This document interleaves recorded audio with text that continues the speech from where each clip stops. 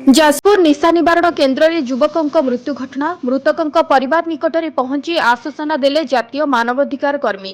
ଘଟଣାକୁ ଦୃଢ଼ ନିନ୍ଦା କରିବା ସହ ମୃତକଙ୍କ ପରିବାରକୁ ସରକାରୀ ସହାୟତା ଦେବାକୁ ଦାବି।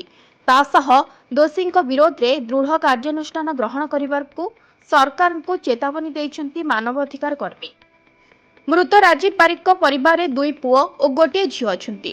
ସେ ପରିବାରର ଏକମାତ୍ର ରୋଜଗାରକ୍ଷମ ଥିଲେ। ତାଙ୍କର ମୃତ୍ୟୁ ପରେ ପରିବାର ବୋଝକୁ ନେଇ ସେ ସମ୍ପୂର୍ଣ୍ଣ ଭାଙ୍ଗି ପଡ଼ିଛନ୍ତି ମୃତ ରାଜୀବଙ୍କ ସ୍ତ୍ରୀ ତୁଳସୀ।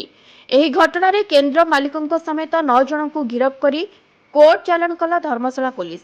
ଗତ 19 ତାରିଖରେ ଜାରକାଟାରେ ଥିବା ସୁଧାର ପଥ କେନ୍ଦ୍ରକୁ ଭଗବାନପୁର ଗ୍ରାମର ରାଜୀବ ବାରିକ ଅନ୍ତେବାସୀଙ୍କ ଚୁଟି ଦାଢ଼ି କାଟିବାକୁ ଯାଇଥିଲେ। ରାଜୀବ ନିଶାଗ୍ରସ୍ତ ଥିବାରୁ ରାଜୀବଙ୍କ ପରିବାର ଲୋକେ ପୂର୍ବରୁ ଏହି କେନ୍ଦ୍ରରେ ଛାଡ଼ିଥିଲେ। ସେ 2 ମାସ ଧରି ଏଠାରେ ରହିଥିବା ବେଳେ ଗତ ଜୁନ୍ 5 ତାରିଖରେ ଭଲ ହୋଇ ଘରକୁ ଯାଇଥିଲେ ରାଜୀବ। ମାତ୍ର 19 ତାରିଖ ଦିନ ପୁଣି କେନ୍ଦ୍ରକୁ ଆସିବାକୁ ତାଙ୍କୁ କେନ୍ଦ୍ର ପକ୍ଷରୁ ଫୋନ୍ କରାଯାଇଥିଲା। ତାଙ୍କ ପୁଅ ସେ ଅନ୍ତେବାସୀଙ୍କ ଚୁଟି ଦାଢ଼ି କାଟିବା ସହ ସେ ବାବଦକୁ ଅର୍ଥ ପାଇଥିଲେ। ପରେ କେନ୍ଦ୍ରରୁ ବାହାରି ମଦ୍ୟପାନ କରି ଝଗଡ଼ା କରିଥିଲେ। ଖବର ପାଇ କର୍ମଚାରୀମାନେ ତାଙ୍କୁ କେନ୍ଦ୍ରକୁ ଆଣି ମାରଧର କରିବା ସହ ଏକ ଖୁଣ୍ଟରେ ବାନ୍ଧି ପକାଇଥିଲେ।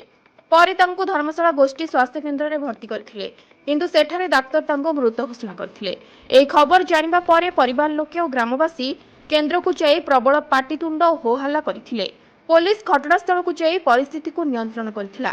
ଏନେଇ ମୃତ ରାଜୀବଙ୍କ ସ୍ତ୍ରୀ ତାଙ୍କ ସ୍ୱାମୀଙ୍କୁ ହତ୍ୟା କରାଯାଇଥିବା ନେଇ ଅଭିଯୋଗ କରିଥିଲେ।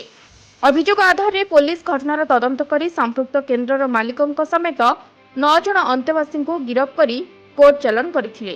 Bureau report, SI.